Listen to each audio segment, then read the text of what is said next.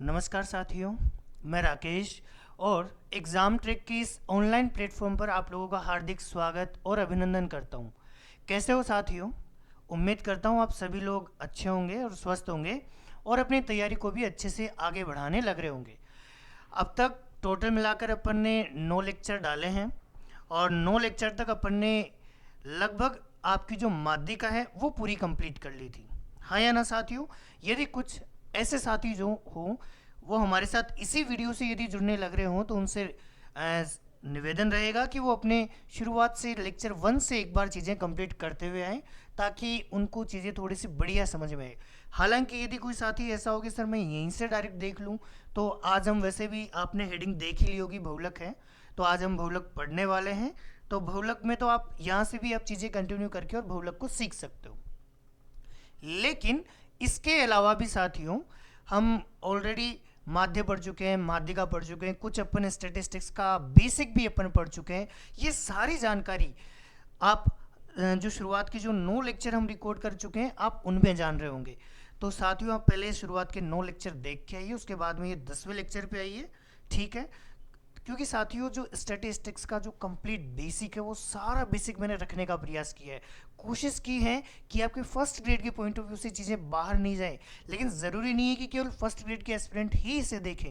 जो लोग video LDC CET जैसे एग्जामिनेशन की तैयारी कर रहे हैं, मतलब जहाँ जहाँ पर स्टैटिस्टिक्स आता है ना, वहाँ वहाँ पर आप माध्यिका और बहुलक के लिए तो आप पढ़ ही सकते हो। हालांकि मैंने आपको माध्य विचलन यहाँ नहीं पढ़ाया है क्योंकि फर्स्ट ग्रेड में माध्य विचलन नहीं आता है, इसलिए माध्य विचलन को हमने यहाँ नहीं रखा है। जो माध्य विचलन से रिलेटेड चीज़ें होंगी वो मैं एक अलग लेक्चर में आपको प्रोवाइड करा दूंगा जो अदर एग्जाम की तैयारी करने लग रहे हैं। जैसे कि कुछ साथी ऐसे भी हो सकते हैं जो वीडियो की तैयारी कर रहे होंगे, एलडीसी की तैयारी कर रहे होंगे और सीईटी की तैयारी कर रहे होंगे, या रेलवे की तैयारी कर रहे होंगे, या एसएससी के किसी एग्जाम की तैयारी कर रहे होंगे।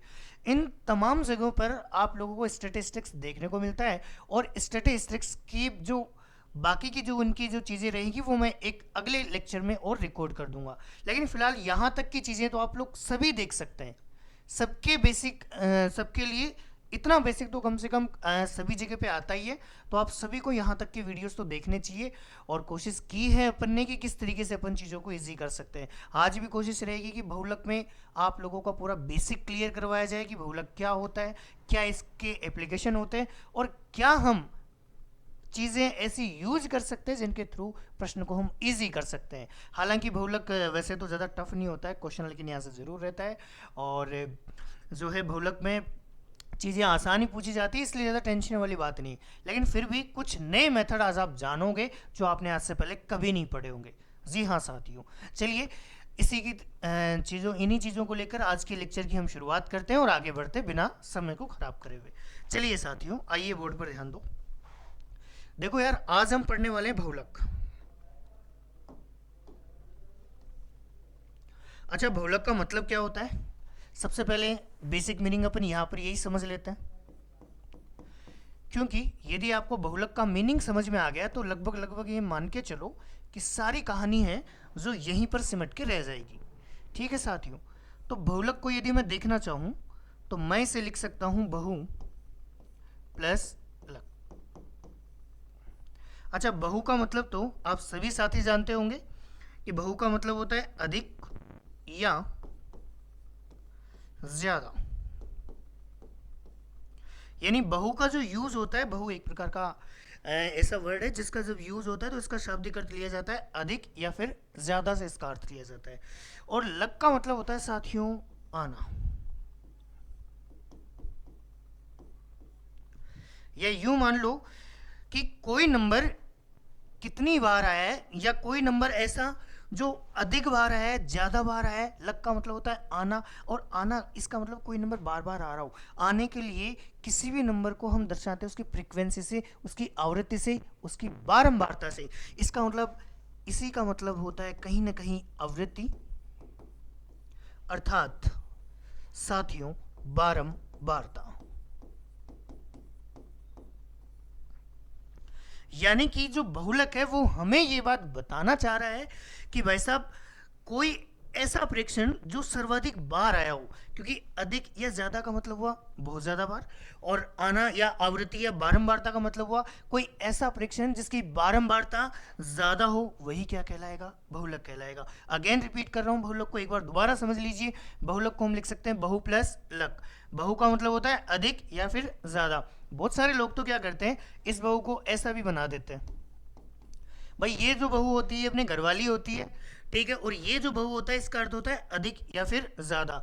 तो भाई ये जो मात्रा है ये बड़ी नहीं रखनी है आपको, बहुत बार आपको शब्द शुद्धि में पूछ लिया जाता है ऐसा, तो हाँ या ना, तो उसके पॉइंट ऑफ व्यू से भी आपको ध्यान में रखना है। तो बहु का मतलब होता है अधिक या फिर ज्यादा, और लक का मतलब होता है आना। और यदि कोई नंबर जैसे मान लीजिए जितनी बार आया है, इस चीज को दर्शाने के लिए हम आवृत्ति का यूज करते हैं, हम बारंबारता का यूज करते हैं, या आप ये कह लो कि हम फ्रीक्वेंसी का यूज करते हैं कोई नंबर कितनी बार आया ये बात बताने के लिए। तो लक का मतलब होता है आना या आवृत्ति को कहीं ना कहीं दर्शाता है। तो अब मैं इसको सारे को यदि कंक्लूड करना चाहें तो मैं इस तरीके से इसको कंक्लूड करना चाहूंगा कि अधिक या ज्यादा बारंबारता, अधिक या ज्यादा बारंबारता वाला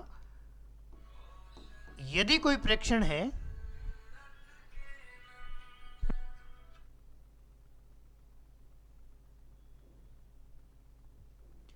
हाँ जी साथियों आ जाओ,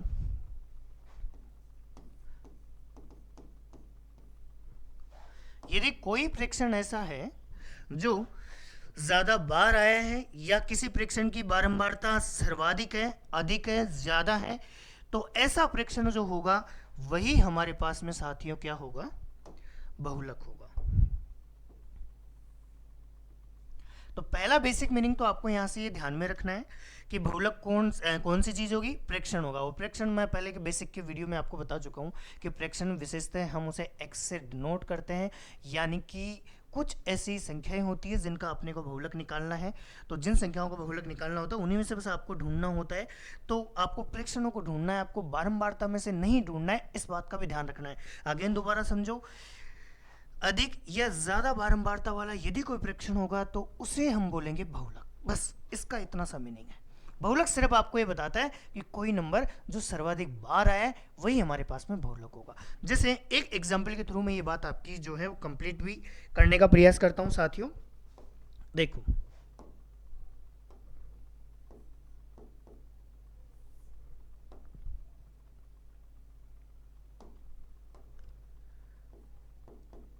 जैसे मान लीजिए फॉर एग्जांपल मैं बात करूं, जैसे आपको दिया जाए 2, 2, 5, 3, 7, 8, 7, 9, 7, 7, 8, 9, इस तरीके से मान लीजिए आपको कोई डेटा दिया जाता है, ठीक है साथियों।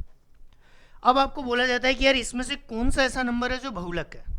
अब बहुलक का मतलब हुआ बहु प्लस लक, यानी कि एक ऐसा प्रेक्षण हमें ढूंढना है जिसकी बारंबारता कैसी हो? अधिक हो, ज्यादा हो, सर्वाधिक हो। अब बारंबारता का मतलब मैं पहले भी क्लियर कर चुका हूं, कोई नंबर कितनी बार आया है ये बात बताती है बारंबारता। तो आप लोग मुझे बताइए, यहाँ तो बारंबारता वगैरह कुछ दे नहीं रखा है, तो आपको ये देखना है कि यार कोई नंबर कितनी बार आया है। अब उसमें से भी हमें सर्वाधिक वाला चाहिए। बहुलक का मतलब यही हुआ ना कि सर्वाधिक बार आने वाला जो प्रेक्षण है वही हमारे पास में आंसर होगा, हाँ या ना। तो फिर इसका मतलब आपको चेक करना है कि कौन सा नंबर कितनी बार है। तो आप यहाँ पर ये बात देख रहे होंगे कि जो प्रेक्षण 2 है वो कितनी बार है? सर 1 और 1 2 बार। तो इसकी बारंबारता कितनी हुई? 2। और प्रेक्षण को हम जनरली किससे डिनोट करते हैं? x से। और जो बारंबारता होती है उसको वही किससे डिनोट करते हैं? f से डिनोट करते हैं, हाँ या ना। चलिए 5 की बारंबारता अगर मैं आपसे पूछना चाहूँ तो आप कहोगे कि सर 5 तो एक ही बार आया है, इसीलिए 5 की बारंबारता 1 होनी चाहिए। मैं कहूँ यार 3 की कितनी है? बोले सर 3 भी जो है वो हमारे पास में एक ही बार आया है, तो इसकी बारंबारता कितनी हो जाएगी? 1 हो जाएगी। अच्छा मैं कहूँ भाई 7 की बारंबारता बताओ फटाफट कितनी है? आप कहोगे कि सर 7 1 2 3 4 बार आया है, इसका मतलब 7 की जो बारंबारता यहाँ पे बनने वाली है वो 4 बनने वाली है। अच्छा मैं कहूँ यार 8 की बारंबारता बताओ कितनी है? आप कहोगे सर 8 2 बार आया है तो इसकी बारंबारता हुई 2। और ऐसे ही अब अगला नंबर हमारे पास बचा है 9। 9 की बारंबारता भी आप देख सकते हैं 1 और 1 कितनी बार आया? 2 बार। ये लीजिए साथियों, इस तरीके से अगर प्रश्न ऐसे दिया जाता तो हम सीधा सीधा इसकी बारंबारता को देख के ही बता देते कि यार कौन सा ऐसा प्रेक्षण है जो बहुलक होगा। लेकिन डेटा ऐसा ना देकर ऐसा दिया है, ऐसा दिया है जिसमें सिर्फ आपको ये करना है कि यार कौन सा प्रेक्षण ऐसा है जो ज्यादा बार आया है। सर्वाधिक बार आने वाला प्रेक्षण ही बहुलक होगा साथियों, आप इस बात को ध्यान रखिएगा। तो आप यहाँ पर ये बात जान पा रहे हैं कि यार सर्वाधिक बारंबारता यहाँ पे 4 है, जो कि कौन से प्रेक्षण की है, 7 की। ध्यान दीजिए, बारंबारता उत्तर नहीं होता है, बारंबारता के सामने लिखा हुआ जो प्रेक्षण होता है, x का मान होता है, वो हमारे पास में आंसर होता है। या आप यहां पर भी ये बात देख सकते हो कि यार कौन सा ऐसा नंबर है जो ज्यादा बार है। आप देख रहे हो कि 7 1 2 3 4 बार है, इसका मतलब ये जो 7 है यही हमारे पास में क्या हो जाएगा साथियों, बहुलक हो जाएगा, हाँ या ना।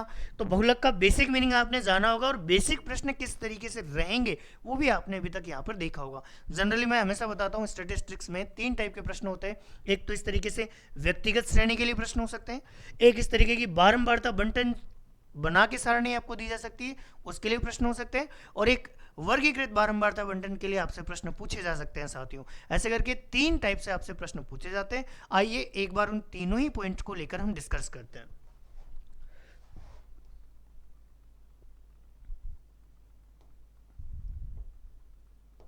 चलिए, हाँ जी, तो अपन बात कर रहे हैं किसकी, बहुलक की।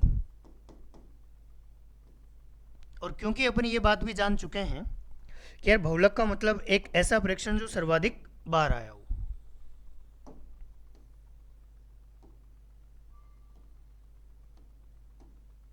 लो जी,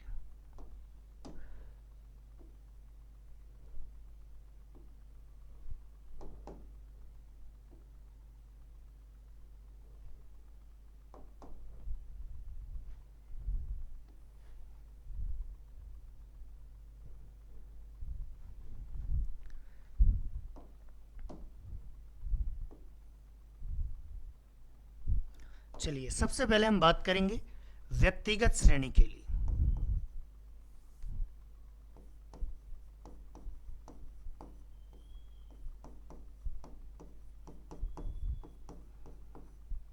और व्यक्तिगत श्रेणी का मतलब आप लोग भली भांति जानते हैं कि इस प्रकार से कोई यदि एग्जाम्पल आपको दिया जाए कि जैसे 2 5 7 8 8 5 2 2 2, इस प्रकार से करके अगर आपको एग्जाम्पल दिए जा रहे हैं, वो एग्जाम्पल होते हैं आपके पास में व्यक्तिगत श्रेणी के साथियों। अच्छा, व्यक्तिगत श्रेणी के केस में आप बहुलक किस प्रकार से निकालेंगे, तो आप सीधा सीधा ये बात जान लेंगे। व्यक्तिगत श्रेणी में आप हमेशा ये देखेंगे कि सर्वाधिक बार आने वाला प्रेक्षण ही क्या कहलाएगा, बहुलक। ये लीजिए साथियों, तो व्यक्तिगत श्रेणी का यदि कोई बेसिक सा प्रश्न आपके सामने रहता है तो ऐसे केसेस में आप क्या करोगे, सर्वाधिक बार आने वाला जो प्रेक्षण होगा वही क्या होगा, बहुलक। जैसे आप इसी एग्जांपल में देखिए, सर्वाधिक बार आपको 2 नजर आ रहा होगा, तो 2 ही क्या हो जाएगा, बहुलक। बहुलक का कतई मीनिंग ये नहीं होता कि बड़ा वाला डेटा होना चाहिए, छोटा वाला डेटा होना चाहिए, ना, सिर्फ बहुलक का इतना ही मीनिंग है कि बस वो सर्वाधिक बार आ जाए, ज्यादा से ज्यादा बार आ जाए, अधिक से अधिक बार आ जाए, तो ऐसा जो भी डेटा होगा वही हमारे पास में साथियों क्या कहलाएगा, बहुलक कहलाएगा। बस आपको इसी पॉइंट पर स्टे रहना है, ठीक है, किसी अदर पॉइंट पर आपको विचार नहीं करना है। देखो, अब बात करते हैं आगे। देखो साथियों, ये तो था व्यक्तिगत श्रेणी के लिए। अब हम बात करते हैं बारंबारता बंटन के लिए।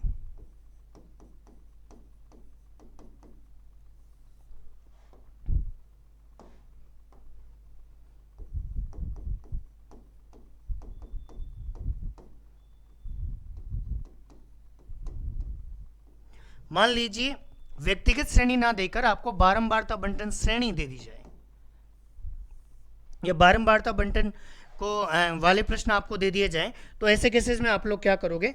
अच्छा, आप ये बात भली बात ही जानते ही हो कि यार बारंबारता बंटन में भी 2 टाइप के जो प्रश्न है वो हमारे पास जनरली रहते हैं। जैसे कि एक तो होता है अवर्गीकृत, वर्गीकृत बारंबारता बंटन।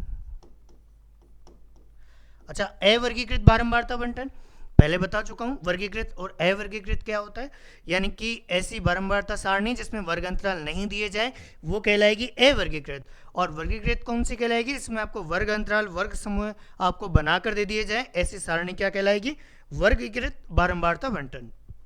अच्छा, यहाँ पर देखो बारंबारता का भी यूज होगा, और जैसे हम जनरली ऐप से डिनोट करते हैं, जैसे कि आप पिछले एग्जाम्पल को देखिए, इस एग्जाम्पल को मैंने इस तरीके से मॉडिफाई किया है या ना।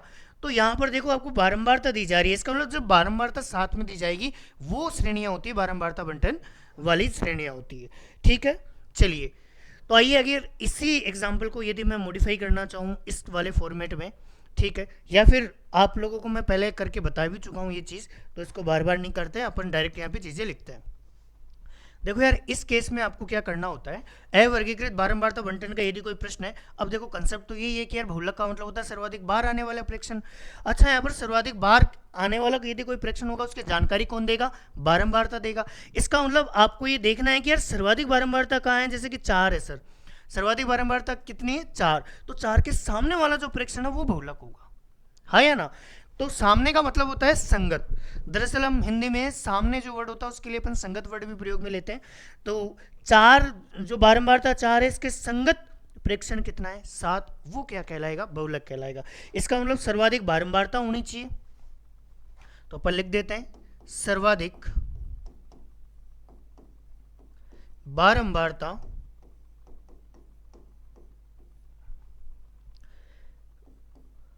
और इस सर्वाधिक बारंबारता के संगत जो प्रेक्षण होगा ये प्रेक्षण ही क्या कहलाएगा, बहुलक। बस आपको ये बेसिक सी बात यहाँ पे ध्यान में रखनी है। बोले सर इसमें और इसमें कोई अंतर है क्या, इसमें और इसमें बस थोड़ा सा ये अंतर है कि यहाँ बारंबारता दे दी जाएगी, यहाँ बिना बारंबारता के देगा। बाकी आपको ध्यान तो यही रखना है कि सर्वाधिक बार आने वाला प्रेक्षण ढूंढना है, लेकिन यहाँ पे सीधा सीधा प्रेक्षण दिए जाते हैं तो प्रेक्षणों की बात हो रही है, लेकिन यहाँ पे बारंबारता दी जाती है, और बारंबारता प्रेक्षणों की तो संख्या बताती है कि कोई प्रेक्षण कितनी बार आया है, यही तो जानकारी बारंबारता देती है। इसीलिए यहाँ पर बारंबारता के केस में हम सर्वाधिक बारंबारता को ढूंढते हैं, और उसके जो संगत प्रेक्षण होता है वही क्या होता है, बहुलक होता है साथियों। और अगर अपन बात करना चाहें यहां पे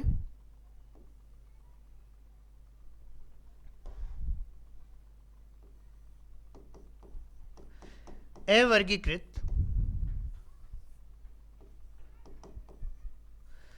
वर्गीकृत बारंबारता बंटन,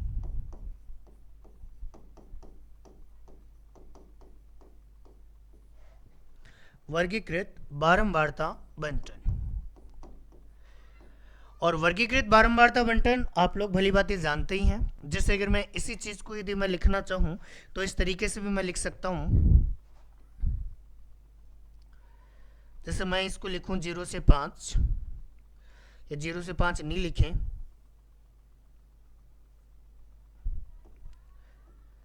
0 से 3, 3 से 6, 6 से 9, ठीक है, 9 तक ही रखते हैं यहाँ पर। चलिए, तो ये तो कहलाएंगे अपने पास में वर्ग समूह है, ठीक है, और अब इनकी बारंबारता हम लिख ही लेंगे। अच्छा, 0 से 3 का मतलब हुआ कि ऐसे प्रेक्षण जो 0 से लेकर 3 तक अपनी वैल्यू रखते हैं वो सारे के सारे इस वाले केस में आएंगे, हाँ या ना। ये बारंबारता अपन यहाँ पे रख लेते हैं। अच्छा, 0 से 3 का मतलब हुआ कि 0 से तो बड़े होने चाहिए, और 3 से छोटे या 3 के बराबर यदि कोई नंबर है तो वो इस वाले सेक्शन में आएगा। तो आप मुझे बताओ 2 और 3 ऐसे कितने नंबर हो जाएंगे सर, 1 और 1 2 और 1 3, यानी कि 3 नंबर हो गए, ठीक है, तो यहाँ पर 3 आ जाएगा।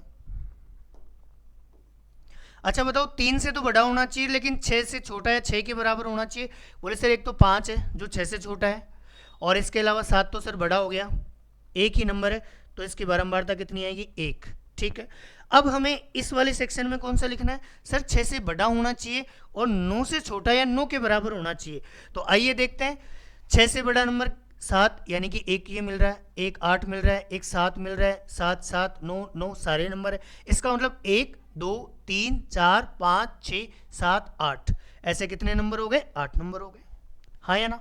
तो इसी एग्जाम्पल को ऐसे बना सकते हैं, ऐसे बना सकते हैं, ठीक है। तो जो वर्गीकृत वाला जो केस होगा उस केस में जनरली आप जब बहुलक ज्ञात करते हैं, और बहुलक को अपन जो सामान्यतः डिनोट करते हैं वो डिनोट करते हैं किससे, z से।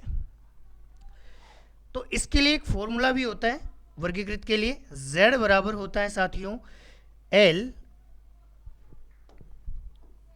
प्लस f1 माइनस f0 होता है, फिर नीचे होता है 2f1 minus f0 minus f2 और इनटू में h। इनटू में क्या होता है साथियों, h होता है। आपको ये बेसिक फॉर्मूला जो है वो ध्यान में रखना है। जब भी आपको बहुलक ज्ञात करना है तो z बराबर होगा, बहुलक बराबर होगा l plus f1 minus f0 बटे में 2f1 minus f0 minus f2 होता है साथियों, ठीक है। अब इसमें f1 f0 l वगैरह ये क्या चीजें, ये मैं आगे आप लोगों के लिए लिख ले रहा हूं। आइए अगले पेज पर मैं ये वाली बात लिख देता हूं, ठीक है। चूंकि z बराबर हमने क्या लिखा, बोले sir l plus f1 minus f0 2f1 minus f0 minus f2 और इनटू में h। याद करने का तरीका क्या होगा कि यार ये जो z बराबर l तो आएगा आएगा, प्लस में f1 1 से पहले 0, 1 से पहले 0, फिर वापस ये ऊपर वाला सीक्वेंस आपको रिपीट करना है। देखो f1 और फिर 0 ऐसे कैसे हमने रिपीट किया है, और एक f2 जो है वो आपका जरूर अलग से आ जाएगा, ठीक है।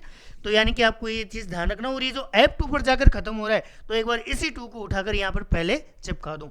इस तरीके से आप इस 2f1 को भी ध्यान में रख पाओगे साथियों, और गुणा में आपका s तो आएगा ही आएगा। अब इसमें ये जो l होता है ये होता है आपके पास में बहुलक वर्ग की निम्न सीमा, ठीक है। बहुलक वर्ग की निम्न सीमा क्या होता है यहाँ पे, l। अच्छा बात करें अब अपन f1 की, बहुलक वर्ग की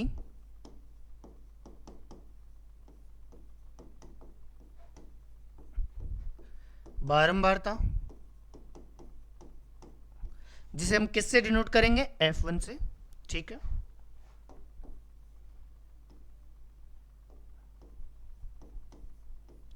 चलिए f0 की बात करें, बहुलक वर्ग से ठीक पहले वाले वर्ग की बारंबारता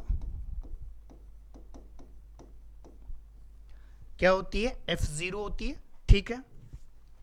इसी के साथ साथ f2 के बारे में बात करें तो ये होती है हमारे पास में बहुलक वर्ग की, बहुलक वर्ग से ठीक बाद वाले वर्ग की बारंबारता। एक्चुअल में ये जो बहुलक वर्ग होता है इसकी बारंबारता से जस्ट पहले वाली बारंबारता और जस्ट बाद वाली जो बारंबारता होती है ना, एक्चुअल में इनके डिफरेंस पर ही सारा जो बहुलक है वो डिपेंड करता है। तो याद रखना, ये जो बहुलक वर्ग की ठीक बाद वाली बारंबारता और पहले वाली जो बारंबारता है ना, ये अपने बहुत काम की चीज है, क्योंकि इसी से अपन प्रश्न को इजी करने वाले, बहुत इजी करने वाले। रेशियो से हम प्रश्न को करने वाले, दुनिया ऐसे फॉर्मूला लगा के करेगी, अपन रेशियो से करेंगे। फॉर्मूला तो मैं आपको इसलिए बता रहा हूँ कि भाई आप फर्स्ट ग्रेड वाले हो, और जनरली ये होता है कि भाई आपसे सूत्र ना पूछे तो इनमें से बीच की कोई चीज़ वो उठा के ना पूछ ले, ठीक है। यह सूत्र भी आपसे पूछ ले, या मान लीजिए आप वीडियो एलडीसी सीटी कोई ऐसा एग्जाम दे रहे हो, वहां पर आपको ये सीधे सीधे सूत्र ही पूछ लिया जाए कि बहुलक ज्ञात करने का सूत्र कौन सा होता है, या निम्न में से बहुलक किसकी सहायता से ज्ञात कर सकते हैं, ऐसा कोई बेसिक सा प्रश्न बना दिया, और आप ऐसे बेसिक से प्रश्नों में यदि उलझ गए तो इसका मतलब है कि आप फ्री के नंबर छोड़ के आ गए। तो हम नहीं चाहते कि आप लोग कोई फ्री का नंबर छोड़ो, वो तो आप कम से कम लो ही सही। अच्छा, इसमें एक h और बचा हुआ है, तो h होता है हमारे पास में वर्ग अंतराल, जिसे h से या i से भी डिनोट किया जाता है, ठीक है। वर्ग अंतराल का मतलब क्या हुआ कि जैसे मान लो 10 से 20 कोई वर्ग है, तो 20 में से जब आप 10 घटाओगे तो कितने का अंतराल आ रहा है? 10। यानी कि ये जो वर्ग समूह आपको दिए जाते हैं इनके बीच का अंतराल कितना है, ये होता है हमारे पास में h या वर्ग अंतराल होता है साथियों। ठीक है साथियों, उम्मीद करता हूं आपको यहां तक की बातें क्लियर हुई होंगी। तो आप एक तो ये जो बहुलक का जो सूत्र है ये आप याद रखेंगे। हालांकि मैं इसलिए याद नहीं करवा रहा है कि भाई मुझे प्रश्न इस फॉर्मूले से करवाने, ना इस फॉर्मूले से प्रश्न अपने को नहीं करने, अपने को जनरली नॉर्मल तरीके से प्रश्न करने। वो मैं अभी बताऊंगा कि किस तरीके से आपको प्रश्न करने होते हैं। चलिए एक बार जो अपनी जो फाइल है उसको अपन इंपोर्ट कर लेते हैं और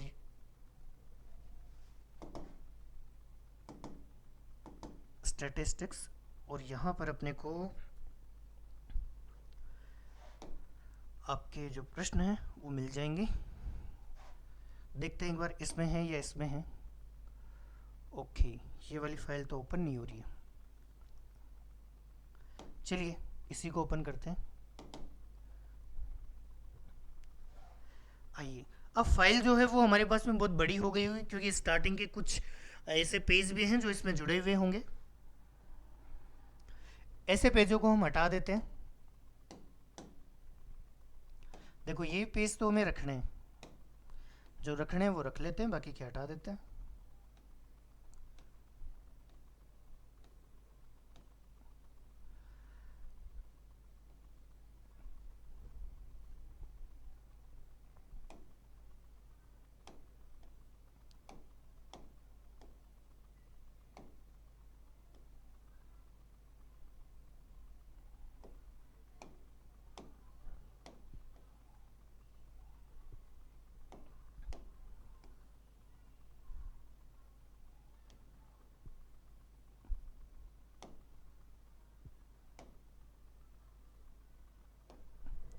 चलिए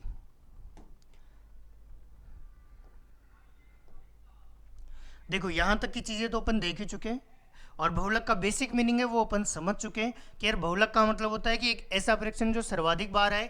इसका मतलब ये किया तो सीधे सीधे खुले खुले डेटा हो, व्यक्तिगत श्रेणी में हो तो हम सीधा सीधा देख लेंगे। अगर व्यक्तिगत श्रेणी में नहीं हो, बारंबारता बंटन के रूप में आपको चीजें दी जा रही है, ऐसे केसेस में आपको सर्वाधिक बारंबारता भी फोकस करना है। चाहे वर्गीकृत हो चाहे अवर्गीकृत हो, प्रश्न कैसा ही हो, आपको सर्वाधिक बारंबारता पे ही फोकस करनी है। लेकिन अवर्गीकृत वाले केस में क्या होता है ना कि एग्जैक्टली 10-5 नंबर उसमें शामिल होते हैं, और 10-5 नंबर शामिल होते हैं तो एग्जैक्टली उस वर्ग अंतराल से नहीं पता चलता कि यार एग्जैक्टली आंसर कौन सा है। इसलिए उसको इस फॉर्मूले की सहायता से जो है वो अपने को सोल्व करना पड़ता है। ठीक है, तो साथियों वर्गीकृत अंतराल वर्गीकृत बारंबारता बंटन के लिए आप ये वाला फॉर्मूला निश्चित तौर पर आप ध्यान रखेंगे। चलिए अब आगे की इस कहानी को आगे बढ़ाते हैं, और कुछ एक प्रश्नों के थ्रू भी मैं आपकी चीजें जो है वो क्लियर करने का प्रयास करूंगा। चलिए आ जाओ भाई, क्या कह रहा है प्रश्न। देखो 20 छात्रों ने एक तार का व्यास सेंटीमीटर में निम्न प्रकार से ज्ञात किया। अंक आपको दे रखे हैं जो भी मिले। आपको बोला कि यार जो 0.17 है ना,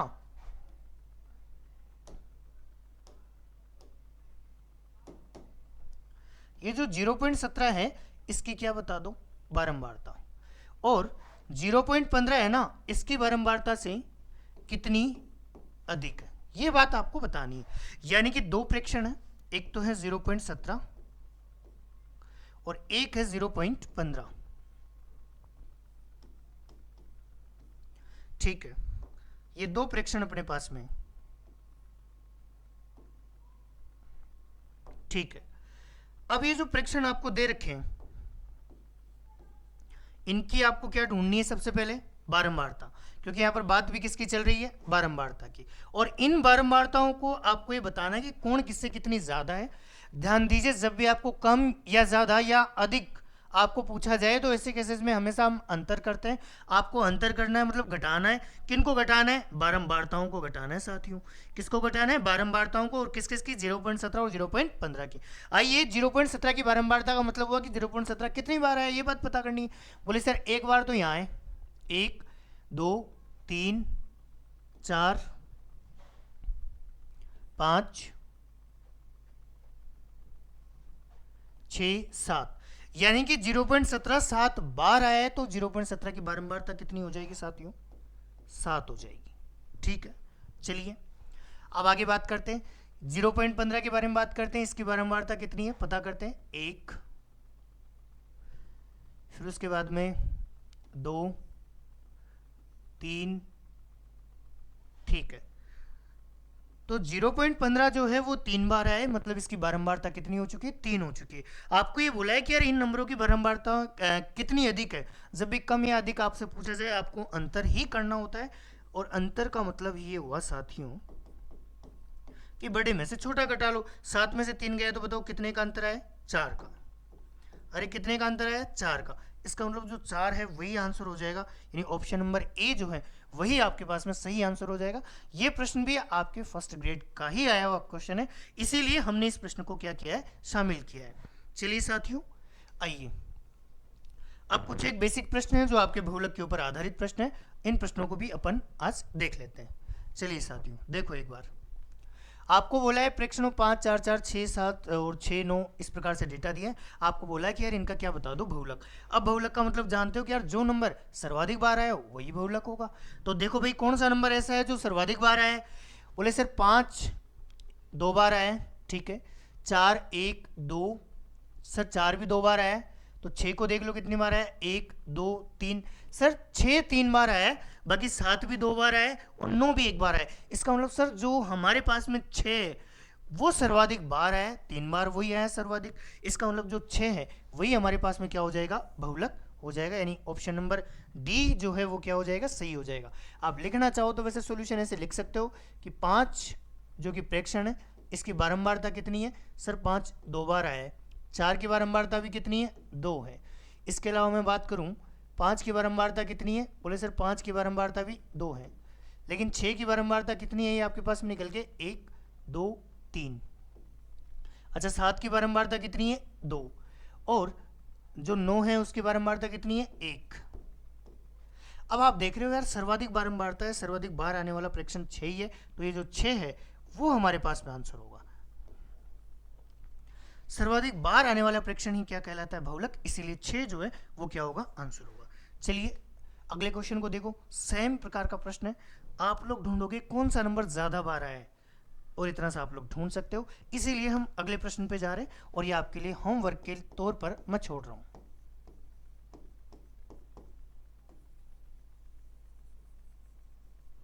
चलिए आपको बोला है निम्नलिखित आंकड़ों का बहुलक ज्ञात कीजिए। अब ये भी सेम प्रश्न है आपके पास में।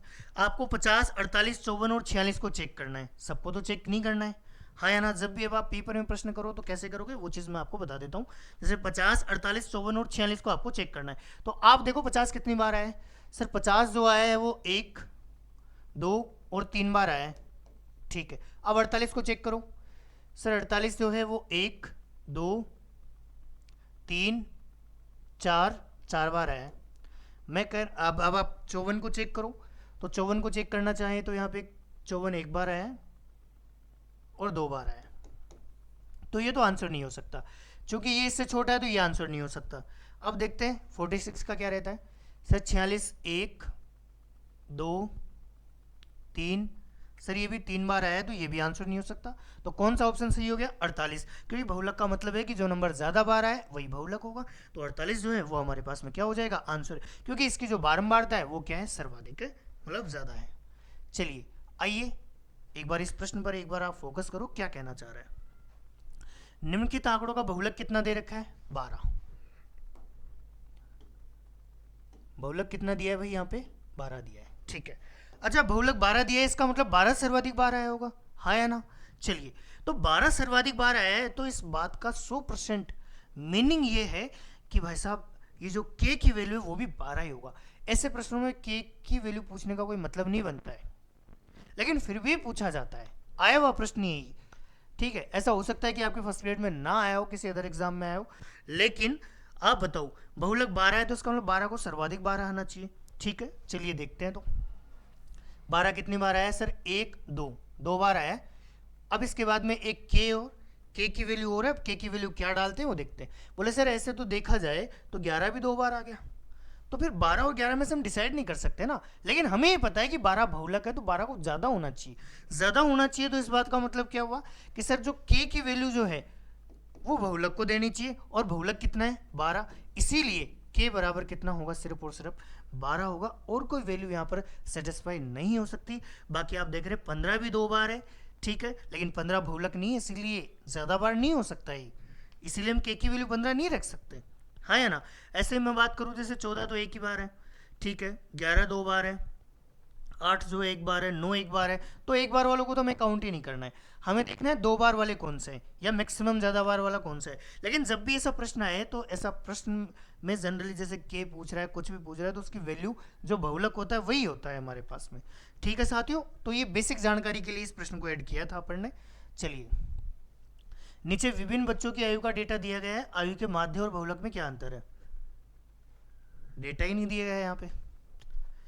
चलिए, ऐसा हो सकता है कि यहाँ पर डेटा में कोई एरर हो या मिसिंग हो, एक बार मैं देखता हूँ क्या कहानी है।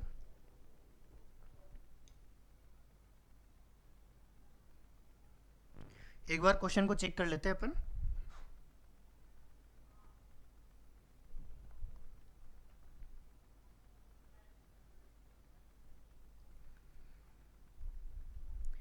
आयु के माध्य और बहुलक में क्या अंतर है। साथियों, यहाँ पर एक सारणी भी होनी चाहिए, लेकिन वो सारणी जो है वो यहाँ पे मिसिंग है, तो एक बार के लिए मैं आप लोगों के लिए यहाँ पे लिख देता हूँ डेटा। देखो यहाँ पर प्रेक्षण एज दे रखी है, मतलब जिसे एक्स से डिनोट किया इन्होंने, और वो नंबर है 9 12 5 8 7 और 6, और इनकी बारंबारता भी दे रखी है इन्होंने, ठीक है। बारंबारता है 1 6 9 7 4 और 3। आपको देखो क्या क्या पूछा है, एक तो बहुलक जो कि अपन पढ़ ही रहे हैं, और एक माध्य जो कि अपने को निकालना है, और इन दोनों में क्या पूछा है आपको, सिर्फ और सिर्फ अंतर पूछा है, हाँ है ना। अगर मुझे इन दोनों का अंतर बताना है तो कहीं ना कहीं साथियों जो मुझे माध्य निकालना पड़ेगा और बहुलक निकालना पड़ेगा, हाँ या ना। तो देखो, यदि मैं यहां से बहुलक निकालना चाहूं तो आप बताओ, ये जो डेटा दिया है बहुलक का मतलब सर्वाधिक बार आने वाला प्रेक्षण या सर्वाधिक बारंबारता वाला प्रेक्षण क्या कहलाएगा साथियों, बहुलक कहलाएगा, हाँ या ना। तो बताओ यहाँ पर सर्वाधिक बारंबारता कितनी है सर, 9 है। सर्वाधिक बारंबारता कितनी है, 9 है। तो इस 9 के संगत प्रेक्षण कौन सा है, 5। तो ये जो 5 है ये हमारे पास में z की वैल्यू बनेगा, मतलब बहुलक बनेगा। तो भाई बहुलक को तो कितना आ गया अपने पास में, 5। अब बारी है हमारे पास में माध्य ज्ञात करने की, और चूंकि साथियों अगर हमें माध्य ज्ञात करना है तो माध्य ज्ञात करने की बहुत सारी विधियां आपके पास में होती है, ये मैं आपको बता चुका हूं पहले भी, हाँ या ना। उसमें से एक डेविएशन मेथड है, वो मैं इस्तेमाल कर रहा हूँ। माध्य यदि हमें कुछ मानना है तो हम इन डेटा में से कुछ मान लेते हैं, वैसे मानने को तो कुछ भी मान लो, हाँ या ना, लेकिन इनमें से मानो ताकि एक डेटा तो 0 हो, एक कैलकुलेशन तो खत्म हो। तो अपन मान लेते हैं कि यार ये जो अपना माध्य है ना वो कितना है, 8। दिए गए नंबर में से 8, क्योंकि ये भी 8 के पास में 6 भी है, 5 भी, 12 भी, 9 भी, तो सारी चीज़ें जो है वो अपनी थोड़ी थोड़ी बैलेंस होती जाएंगी। अच्छा, तो बोले सर अगर माध्य 8 है तो ये तो 0 हो ही गया।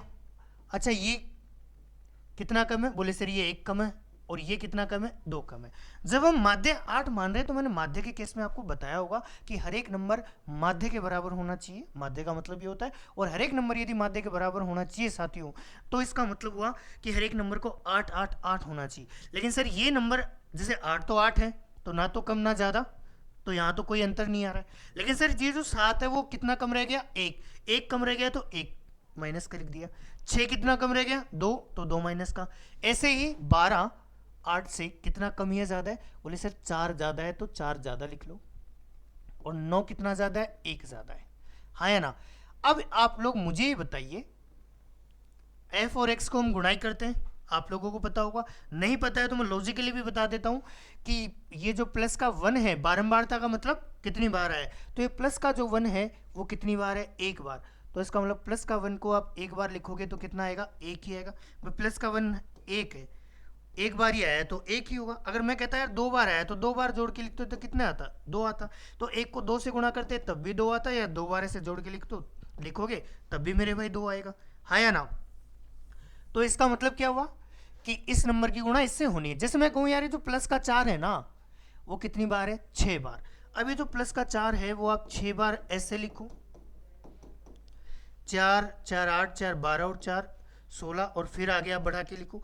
या फिर आप क्यों नहीं इसी कैलकुलेशन को ऐसे कर लो कि प्लस 4 6 बार आया तो 6 से गुणा करके प्लस का 24 आप लिख दो।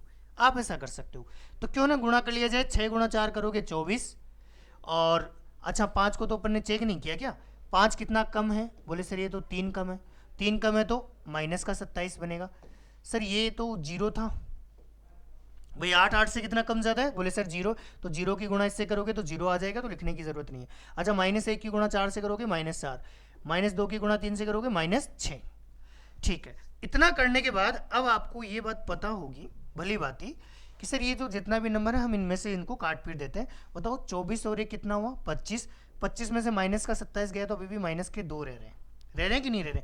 इसका मतलब 6 4 10 और 2 12, इसका मतलब सर माइनस का 12 बच रहा है। तो ये जो माइनस का 12 बच रहा है ना साथियों, ये जो माध्य है इसमें से माइनस करता है।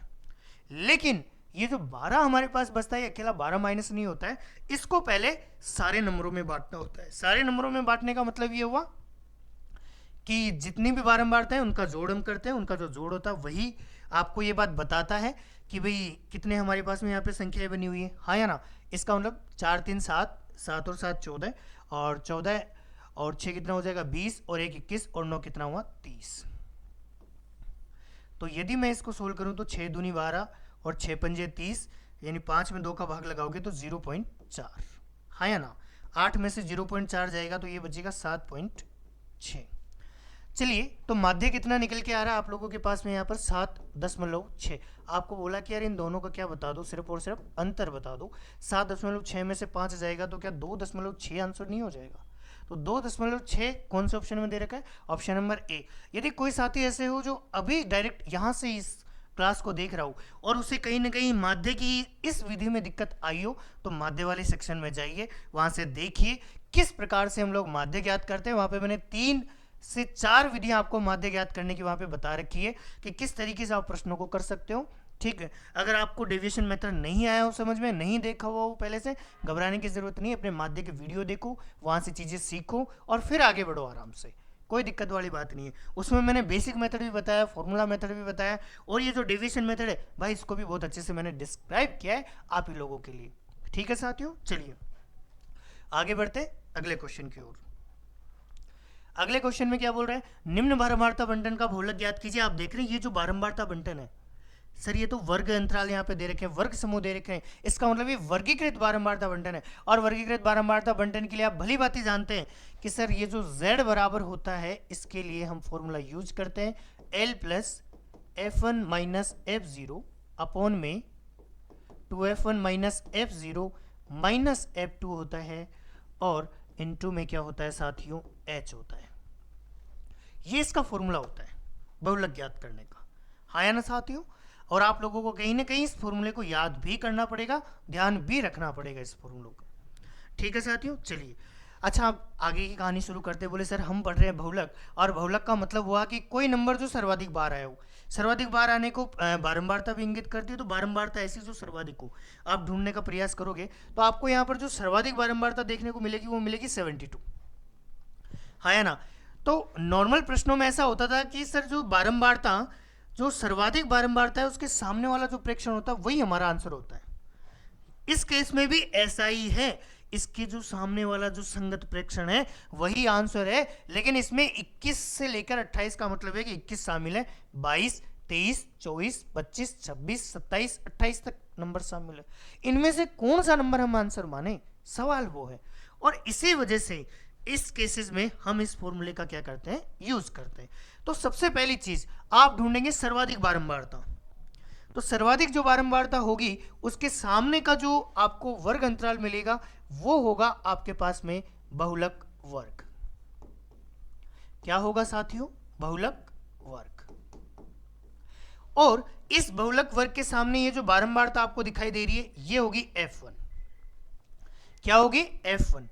और इससे जस्ट पीछे वाला नंबर जो आपको दे रखा है वो f0। अरे पीछे चलोगे तो 0 बनेगा कि नहीं बनेगा, तो f0, और आगे बढ़ोगे तो f2, हाँ या ना। इसका मतलब आप जैसे ही बारंबारता को ढूंढोगे, सर्वाधिक बारंबारता आप जैसे ही ढूंढोगे, उसको ढूंढने के जस्ट बाद में आपको F0 और F2 भी आपको सीधा सीधा बिना कुछ करे ही आपको मिल जाएगा, और उसके जस्ट सामने वाले जो वर्ग है वो वर्ग आपके पास में बहुलक वर्ग कहलाएगा। तो आपको स्पेशली बहुलक वर्ग को भी ध्यान में रखना है कि सर्वाधिक बारंबारता वाले किस जो संगत वर्ग होता है वही हमारे पास में बहुलक वर्ग होता है। चलिए साथियों, अब यहाँ पर यूज करना स्टार्ट करते हैं। तो बहुलक वर्ग अपने पास में 21 से 28 है, और एल जहां पर होती है निम्न सीमा, जो कि मैं पहले बता चुका हूं। निम्न सीमा का मतलब ये जो छोटा वाला नंबर है, इसका मतलब एल की जगह आप लोग रखोगे 21 प्लस। अच्छा, F1 कितना है भाई? 72 है, माइनस F0 कितना है सर? 36 है। फिर उसके बाद में 2 इंटू F1 का मतलब वही 72 माइनस 36, F0 का मतलब वही 36। अच्छा, F2 भी देख लो कितनी दे रखी, 51, और उसके बाद में गुणा में h होता है। h वर्ग अंतराल होता है कि इन वर्गों के मध्य अंतराल कितना है, तो 28 में से 21 जाएगा तो भाई कितने का अंतर मिलेगा आपको? 7 का। बस ये फॉर्मूला था, आपको इस फॉर्मूले में ऐसा कैसे चीजें रख देनी है और प्रश्न को करते चले जाना है। चलिए साथियों, 21 प्लस, हाँ जी, 72 में से 36 माइनस करोगे कितना आएगा? 36। ठीक है, यहाँ देखो 72 दूनी 144, और 144 में से आप जैसे ही 36 माइनस करोगे तो आपके पास में बचेंगे 108, और 108 में से भी आप जैसे 51 माइनस करोगे, मैं कह रहा हूँ 50 माइनस करो 100 में से कितने बचते? 50। लेकिन सर 8 और एक 9 एक्स्ट्रा है तो मतलब 59। कितना बचेगा? 49 बचेगा क्या? 72 दूनी 144, और 144 में से आप 36 माइनस करोगे कितना बचेगा? 108। अच्छा, 108 में से भी आप माइनस कर लो कितना? 51। 8 में से एक गया तो कितना बचा? 9। 8 में से एक गया तो कितना बचा? 9। और यहाँ अपने पास में बचा है 10, 10 में से 5 गया तो 5, यानी 59। ठीक है साथियों, यहाँ पर कितना बचना है? 59, और गुणा में कितना है? 7। वैसे मेरे को 7 को देखकर ये लग रहा था कि जो 49 है वही बचना चाहिए। एक बार मैं देख लेता हूँ यहाँ पर 51 ही है या डेटा में कोई और करेक्शन हमें करना चाहिए, क्योंकि यहाँ 59 नहीं बचना चाहिए, क्योंकि अगर यहाँ गुणा में 7 है तो डेफिनेटली यहाँ पर कुछ ऐसा डेटा मिलना चाहिए।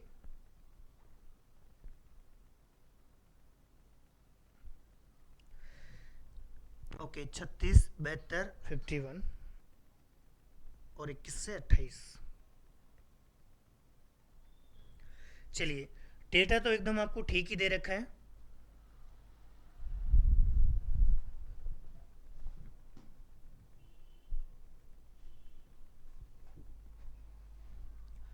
ठीक है, चलिए जो भी डेटा हो, चलिए इसी डेटा के साथ में अपन चीज़ें करते हैं, फिर बाकी दिखी जाएगी।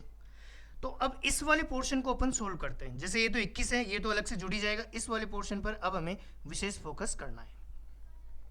चलिए 36 गुणा 7 करते हैं, 7 छक्के 42 हो जाएगा, शेषफल 4 बच जाएगा, 7 तिया 21, और 21 और 4 कितना बच जाएगा आपके पास में? 25, यानी 252, और 252 में ही आपको भाग लगाना है किसका? 59 का।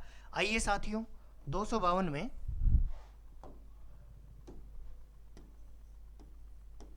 भाग लगाते हैं 59 का। ठीक है, तो 59 का यदि हम यहाँ पे भाग लगाएं तो 5 बार में तो ज़्यादा हो जाएगा, तो 4 बार भाग लगाते हैं। तो 9 चौक 36, और 4 पंजे 20 और 23, कितना बचेगा? 12 में से 6 गया 6, और 1 4। ठीक है, 4 में से 3 गया 1, 16 बच रहा है, 0.0। अच्छा, फिर 3 बार में 150 होता है, लेकिन 9 तिया 27 वो ज़्यादा हो जाएगा, इसका मतलब 2 बार और जाएगा, तो 4.2 के लगभग जाना चाहिए। तो 4.2 आपको दे रखा है क्या कहीं पे? देखते हैं एक बार। तो आप कहोगे कि बोले सर यहाँ जो हमारे पास में कंप्लीट डेटा बन रहा है वो बन रहा है सर, इधर 21 तो था ही, और प्लस में 4.2 बार, तो 21 और 4 कितना हो जाएगा? 25.2। तो 25.2 जो है वो हमारे पास में आंसर होना चाहिए बेसिकली। लेकिन ऐसा हो सकता है कि शायद कोई डेटा में कोई प्रॉब्लम होगी, या ऑप्शंस में भी प्रॉब्लम हो सकती है। एक बार और चेक कर लेते हैं क्वेश्चन के डेटा को।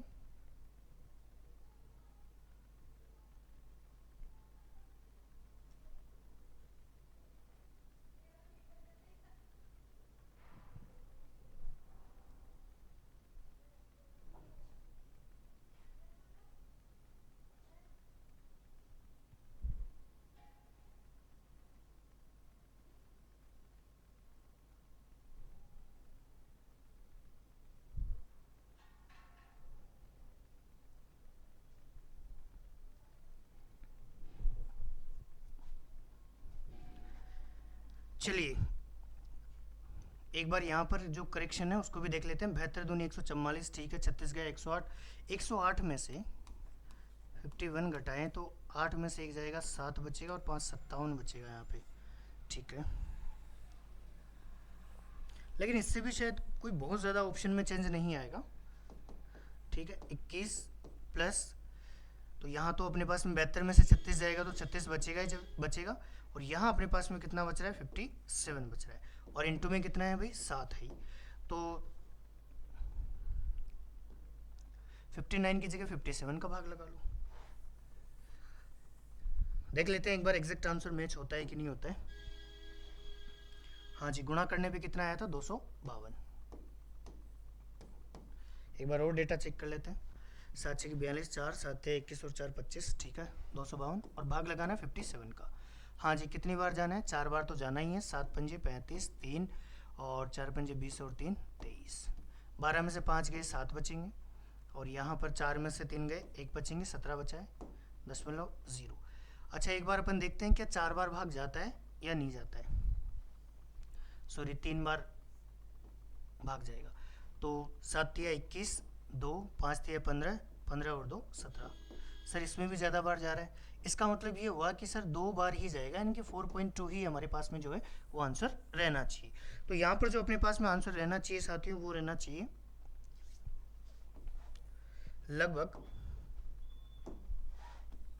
ये जो सारी कैलकुलेशन है वो 4.2 के आसपास रहनी चाहिए। 21 और 4 25.2 के आसपास जो है वो कंप्लीट हमारे पास क्या होना चाहिए, आंसर होना चाहिए, ठीक है साथियों। चलिए, तो 25 के आसपास कौन सा ऑप्शन है, ऑप्शन नंबर सी है। ऐसा हो सकता है कि यहाँ पर 4.2 ना हो और कुछ और हो, ठीक है। तो एक ऑप्शन तो ये है हमारे पास में इन प्रश्नों को करने का, ठीक है। सीधा सीधा फॉर्मूला होगा, फॉर्मूले में आप वैल्यूज रखो, ठीक है। सर्वाधिक बारंबारता ढूंढो, इससे जस्ट पहले वाली बारंबारता F0, जस्ट आगे वाली बारंबारता F1 होती है, ठीक है। और फिर आप इन्हीं चीज़ों को लेते हुए बस यहाँ पर प्रश्न में रखो, जैसे F1 माइनस F0 होता है, फिर 2F1 minus F0 minus F2 होता है। तो यहाँ पर इस सारे डेटा को आप ऐसे कैसे लिखो, ठीक है। उसके बाद में कैलकुलेशन करो, जो आंसर आता है वो आपके पास में सही आंसर आता है। अच्छा, इसके अलावा और क्या अपन कर सकते हैं, एक और मेथड है जो मैं आपको बता रहा हूँ। बस आपको बेसिकली जो मतलब होता है वो सिर्फ और सिर्फ होता है F0 से लेकर F2 तक के नंबर का, मतलब F1 F0 और F2 पर आपको विशेष तौर पर क्या करना होता है साथियों, फोकस करना होता है। देखो यार, यहाँ पर आप लोग ये तो जान चुके हो कि सर यदि इधर वर्ग अंतराल ना होकर सीधे सीधे नंबर होते तो हम ये कहते हैं कि सर्वाधिक बारंबारता 72 है, और 72 के सामने वाला जो फ्रैक्शन है वो आंसर हो जाता, हाँ या ना, कहते कि नहीं कहते, ठीक है। लेकिन सर यहाँ पर 21 से लेकर 28 में कोई भी आंसर हो सकता है। 21 से लेकर 28 तक कितने नंबर है, 7 नंबर है, हाँ या ना। तो इन 7 नंबर में से कौन सा एग्जैक्ट आंसर होगा वो हमें देखना है। लेकिन सर आंसर जो होगा वो 21 से ज्यादा होगा, हाँ या ना। किससे ज्यादा होगा, 21 से ज्यादा होगा, या 21 के बराबर होगा, लेकिन 21 से छोटा तो जो है वो हमारा क्या नहीं हो सकता, आंसर नहीं हो सकता। पहला पॉइंट तो आप ये समझो कि यार अगर हमारे पास में बहुलक वर्ग 21 से लेकर 28 के बीच में है तो आंसर हमारे पास में 21 से बड़ा होगा, 21 से छोटा नहीं होगा। तो ये जो 19 है ये गलत हो जाएगा, और 28 से छोटा जो है वो सारे ऑप्शंस सही होने के चांसेस होंगे, पहला पॉइंट, ठीक है। तो इसके लिए जो दूसरा मेथड है वो मैं एक बार आपको यहाँ पे डिस्कस कर रहा हूँ आप लोगों के साथ में। देखो, आपको जो मतलब है वो सिर्फ इस बात से रखना है कि जो F0, F1 और F2 है उनको आपको लिख लेना है।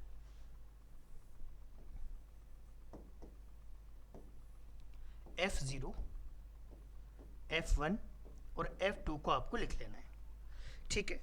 जैसे कि मैं बात करूं, हमारे पास में F0 36, 72 और 51 है, 36, 72 और 51 है। आप लोगों को ये बात भी समझ में आ गई होगी कि जो बहुलक वर्ग की बारंबारता है वही सर्वाधिक होगी, उससे ज्यादा तो कोई नंबर नहीं होगा, हाँ या ना। तो आपको हमेशा ये वाली बात ध्यान में रखनी है भाई कि जो F1 की वैल्यू होगी वो सर्वाधिक होगी, इधर वाली जो दोनों वैल्यू है वो इससे छोटी होगी। तो एक बार के लिए आपका जो बहुलक है, जो आप ये सूत्र लगा के करते हो ना, वो सारा सारा डिपेंड करता है F0, F2 और F1 पर। इसीलिए आपको जो फोकस करना है F0, F1 और F2 पर ही फोकस करना है, ठीक है साथियों। आपको क्या करना है, ये नंबर और ये नंबर, इन दोनों नंबरों का रेशियो लेना है डिफरेंस का। यानी कि अगर मैं इनका अंतर करना चाहूँ, 72 में से 36 जाएगा 36, और मैं इनका भी अंतर करना चाहूँ तो भाई कितना आएगा, सर 2 में से 1 गया 2, सॉरी 2 में से 1 गया तो 1 और 7 में से 5 गया 2। रेशियो निकालो कितना आ रहा है यहाँ पर।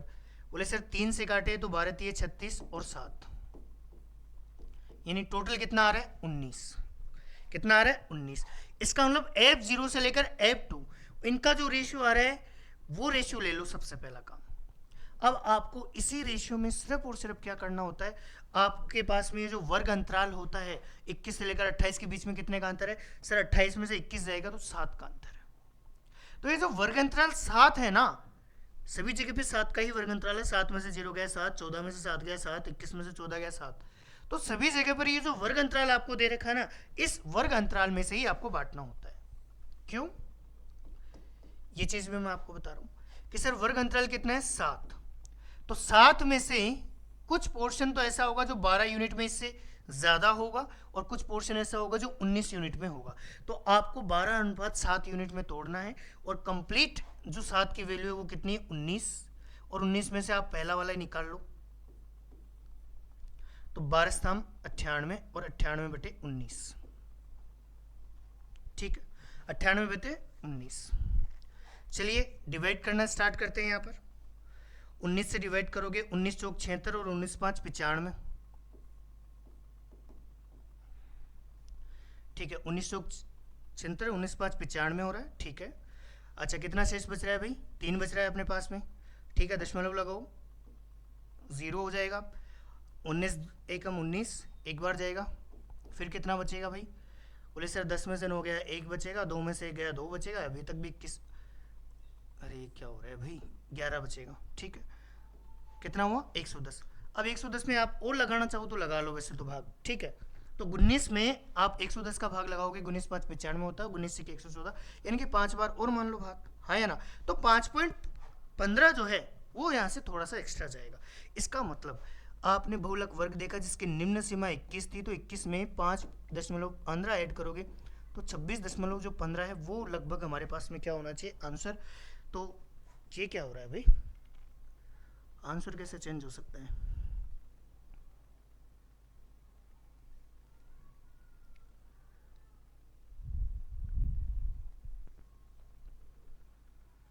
यहाँ 25 आंसर आ रहा है और यहाँ पर,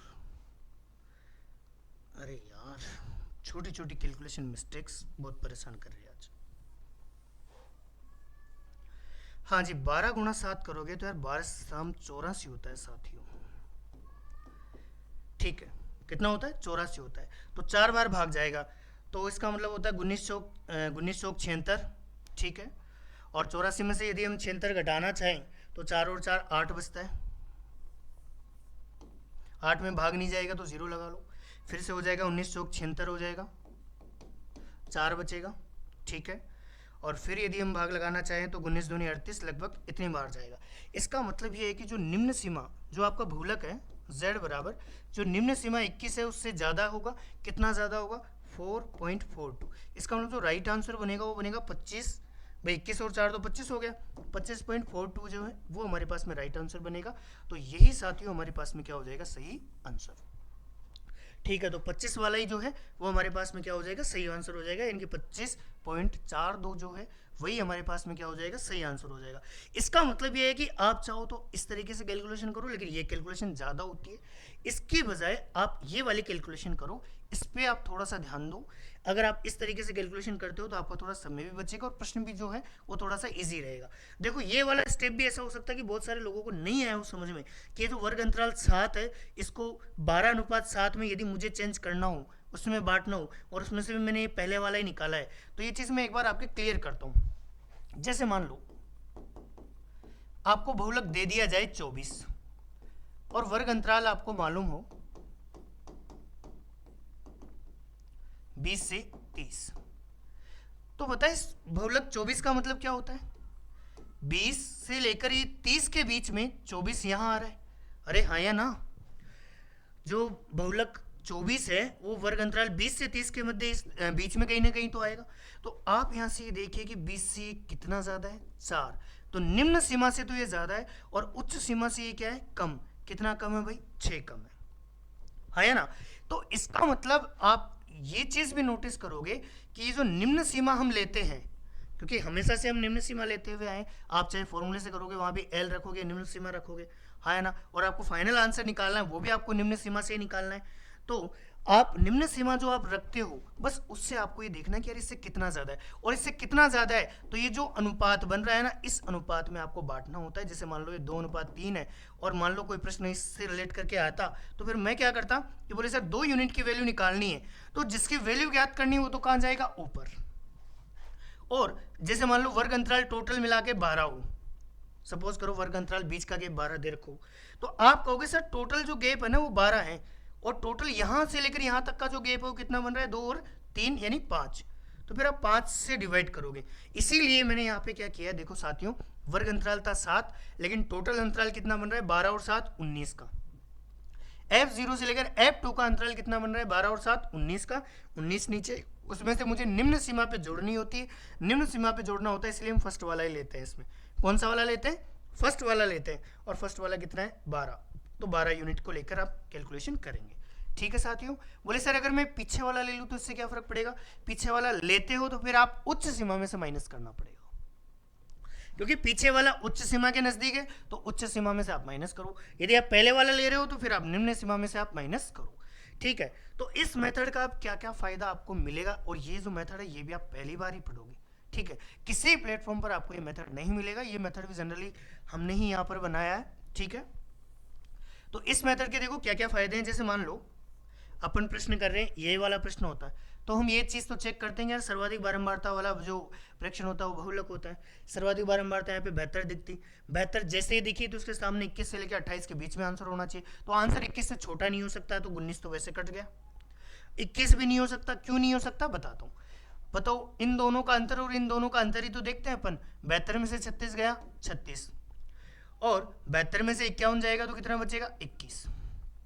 ये आ रहा है ना। तो पहली चीज तो आप लोग मुझे बताइए, निम्न सीमा 21 जब आंसर होता हमारे पास में, जब साथियों ये वाला जो नंबर है वो कंप्लीटली 72 के बराबर होता, मतलब इधर जो गैप है वो कंप्लीट 0 बचता। लेकिन सर इधर वाला गैप 0 नहीं है, इसका मतलब 21 भी आंसर नहीं हो सकता, है ना। अब मुझे ये भी देखना कि यार आंसर किससे ज्यादा होगा। आपको हमेशा 50-50% लेकर चलना है। मतलब यहाँ जो ये 50% है ना, 21 और 28 के बीच का गैप कितना है, 7। कितना है साथियों, 7। तो आपको इस 7 को 50% लेके चलना है, यानी कि 7.5 7.5। ठीक है, या तो 7.5 के इधर होगा या 7.5 के उधर होगा। ठीक है, अब ये भी कैसे पता चलेगा, बोले सर F0 वाला नंबर कैसा है, ज्यादा है। F0 वाला नंबर कैसा है, ज्यादा है।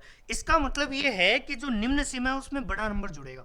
आप देखो इधर वाला पोर्शन बड़ा है, इधर वाला पोर्शन बड़ा है, तो निम्न वाली सीमा में बड़ा नंबर जुड़ेगा। बड़ा नंबर जुड़ेगा, इसका मतलब 3.5 से तो ज्यादा इसमें जुड़ने वाला है। अब 3.5 से ज्यादा लगभग ये मान के चलो कि कम से कम 4 4.5 तो जुड़ेगा जुड़ेगा, है ना, क्योंकि इनके रेशियो में भी ज्यादा डिफरेंस यहाँ पे नहीं है ना। तो इसका मतलब जो आंसर होगा वो 25 या 26 दोनों में से एक होगा। तो कहीं ना कहीं ऑप्शन एलिमिनेट करने में भी ये अपनी सहायता करता है। जैसे अगला वाला प्रश्न है वो भी मैं एक बार आपको करवाता हूँ, और थोड़ा आपको क्लियर होगा। आइए, ठीक है, नॉर्मल प्रश्न है। आपको क्या पूछा है, बहुलक बता दो। तो बहुलक का भाई सूत्र क्या होता है, आप कहेंगे कि सर जो z बराबर होता है वो होता है l plus f1 minus f0 two f1 minus f0 minus f2, और इनटू में क्या होता है h। इतनी बात आप जानते हो। आपको ये भी पता है यार बहुलक निकालना है तो सर्वाधिक बारंबारता वाला प्रेक्षण ढूंढना है, और सर्वाधिक बारंबारता जो है वो मुझे यहाँ पे देखने को मिल रही है 45, है ना। तो इस 45 के संगत जो वर्ग अंतराल है वही हमारे पास में क्या बनेगा, बहुलक वर्ग बनेगा। क्या बनेगा साथियों, बहुलक वर्ग बनेगा।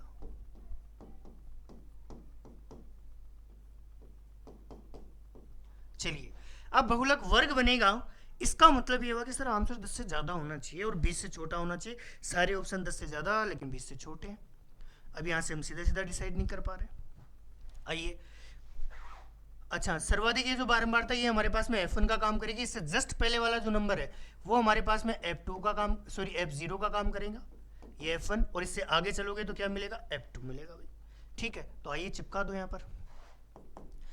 हाँ जी, निम्न सीमा क्या हो जाएगी, यानी कि बहुलक वर्ग में देखो छोटा वाला नंबर 10 है तो इसको बोलते हैं निम्न सीमा, तो 10 आ ही जाएगा। ठीक है, F1 की वैल्यू कितनी है 45 माइनस 9, फिर 2 इंटू 45, ठीक है। F0 कितना है 9 है, F2 कितना है 21। अच्छा वर्ग अंतराल कितना है, बोले सर 20 में से 10 गया तो 10 का अंतराल है ही, तो गुणा में कितना आ जाएगा 10, आ जाओ भाई। तो 10 प्लस 45 में से 9 गया तो 36, 45 दूनी 90 यहाँ बना रहा है, और 21 और 9 कितना बन रहा है 30, तो 90 में से 30 जाएगा तो 60, और गुणा में कितना है 10, 0 से 0 कट ही जाएगा, 6 से काटोगे 6 बार, तो 10 और 6 16 एग्जैक्ट जो आ रहा है वो हमारे पास में क्या होगा आंसर होगा। तो 16 कौन से ऑप्शन में दे रखा है, ऑप्शन नंबर डी में दे रखा है, इसका मतलब ऑप्शन नंबर जो डी है वो आपका सही आंसर हो जाएगा। तो आप सीधा सीधा फॉर्मूला लगा के भी आप प्रश्न को कर सकते हो। आप चाहते हो कि सर मैं बिना फॉर्मूले के इस प्रश्न को करूं, और नॉर्मली इस प्रश्न को अगर मैं आप लोग करना चाहते हो तो आपको सिर्फ इतना करना होता है कि इस F1 से लेकर F0 और इनका बस डिफरेंस लेना है। 45 में से 9 गया 36, 45 में से 21 गया कितना बचेगा, 5 में से 4 गया, सॉरी 5 में से 1 गया कितना बचा 4, 4 में से 2 गया 2, बताओ 12 तिया 36 और 12 दूनी 24, 3:2 में, हाँ या ना।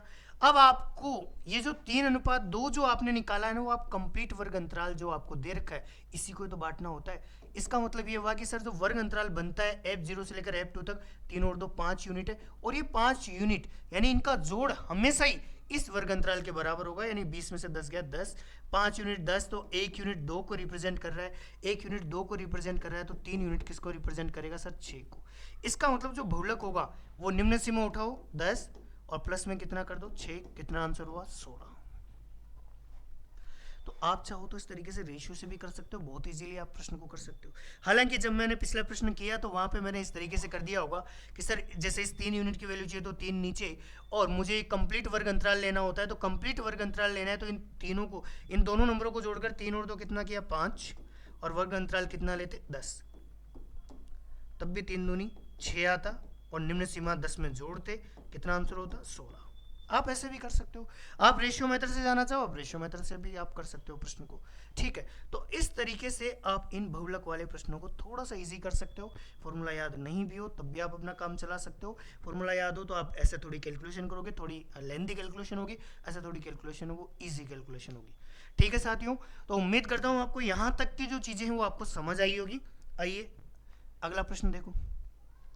अब ये वाला प्रश्न भी वही है, आपको सीधे सीधा बहुलक पूछा है, तो देखो एक तो फॉर्मूला लगा के आप कर ही सकते हो, और एक जो मैंने आपको मेथड बताया सेकंड नंबर, आप उससे भी कर सकते हो। तो सेकंड वाले मेथड से एक बार मैं और आपको बता रहा हूँ ताकि आपकी चीज़ें क्लियर हो, इसीलिए अपन ने थोड़े से ज़्यादा क्वेश्चन बहुलक के रखे हैं, क्योंकि आपके फर्स्ट ग्रेड में भी डायरेक्टली बहुलक के ऐसे प्रश्न पूछे गए, और ये वही प्रश्न है लगभग जो आपके एग्जाम में आए।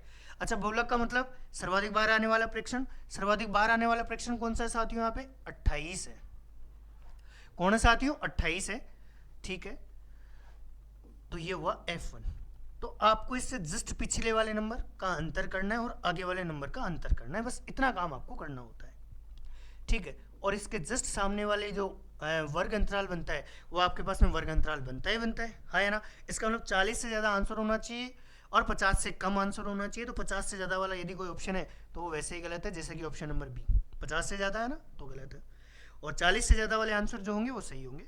चलिए 28 में से 12 घटाओ, यानी 8 में से 2 गए 6, 2 में से 1 गया 1, हाँ जी 28 में से 20 गया 8, अनुपात कितना बन रहा है 2:1 बन रहा है, हाँ या ना। अब आप देख रहे हो यहाँ जो वर्ग अंतराल है 50 में से 40 गया 10, क्या 10 2 और 1 3 से कटता है, एग्जैक्टली नहीं कटता है, एग्जैक्टली नहीं कटता है। तो फिर आप इस तरीके से कर लो सीधा सीधा कि यदि आपको बहुलक निकालना है तो z बराबर ये जो निम्न सीमा दे रखी है कितनी 40, इसमें जोड़ना है कितने यूनिट की वैल्यू 2 यूनिट की वैल्यू, तो 2 यूनिट रखो ऊपर। अच्छा इन दोनों को जोड़ो, 2 और 1 कितना हुआ 3, और ये कंप्लीट जो होता है वो होता है इस वर्ग अंतराल के बराबर। 50 में से 40 गया तो कितने का अंतर 10 का अंतर। इसको सोल्व करते हैं, 10 दूनी 20 और 20/3 यानी भाग लगाओगे तो 6 बार जाएगा, फिर से भाग लगाओगे तो 0.6 बार और जाएगा। इसका मतलब जो आंसर बनने वाला है वो 40 और 6 46.66 या 67 जो है वो आंसर बनेगा।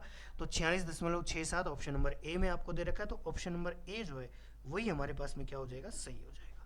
उम्मीद करता हूँ आपको ये जो बेसिक कैलकुलेशन है वो आपको समझ आई होगी। आपके फॉर्मूले वाले मेथड की तुलना में ये मेथड ज़्यादा इजी पड़ेगा। ठीक है, तो इस तरीके से तो आप कर ही सकते हो। अब आपको धीरे धीरे ये समझ में आ गया होगा कि यार ये जो बहुलक का अनुपात है ना, ये बेसिकली 40 से 50 के बीच में होता है, और 40 से 50 के बीच में ये जो F1 F2 और ये जो चीज़ें होती है इन्हीं के ही इर्द गिर्द ये घूमता है। बस इन दोनों का जो रेशियो होता है वो मुझे लेना होता है। अब जैसे एक और चीज़ आप नोटिस करना, मान लो 20 से 30 का वर्गंतराल और बहुलक आपको 24 दे दिया जाए, ये वर्गंतराल, ये अंतर कितना है 4, ये अंतर कितना है 6, तो 2:3 बना। तो ये जो 2:3 हमारे पास में निकल के आता है ना, तो ये जो अपन F1 F0 और F2 इनका अंतर का जो रेशियो लेते हैं वो इसी के बराबर होता है। तो ध्यान दीजिए, कभी कभी ऐसा होता है कि आपको बारंबारता वाले सेक्शन में से बारंबारता पूछ ली जाती है। तो बारंबारता जैसे कभी F2 की वैल्यू पूछ ली, F1 की वैल्यू पूछ ली, कभी खुद मेन F की ही वैल्यू आपसे पूछ ली जा सकती है। ऐसे केसेस में आपको क्या करना है कि भाई साहब यहाँ से प्रश्न को लेके चलना है, क्योंकि फिर वो बहुलक आपको देगा। तो यहाँ से रेशियो निकालो, यहाँ से वैल्यू निकालो और घटाव या जोड़कर आप प्रश्न को कर लो। जैसे मैं बताता हूँ, अगले ही प्रश्न में शायद ऐसा प्रश्न दे रखा होगा, देखते हैं।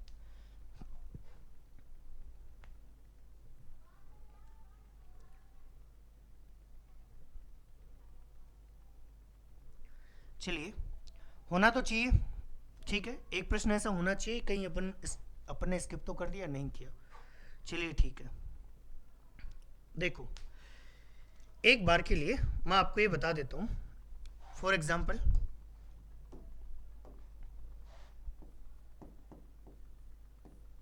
जैसे मान लो आपको बहुलक दे दिया जाए कितना 24, ठीक है, और आप जैसे ही डेटा को देखोगे, सारणी को देखोगे, तो आप क्या ढूंढोगे। जैसे मान लो आपको वर्ग अंतराल 0 से 10, 10 से 20 करके ऐसे कुछ दिया हुआ है, तो आपके पास में सपोज करूं जो वर्ग अंतराल है या जो बहुलक वर्ग है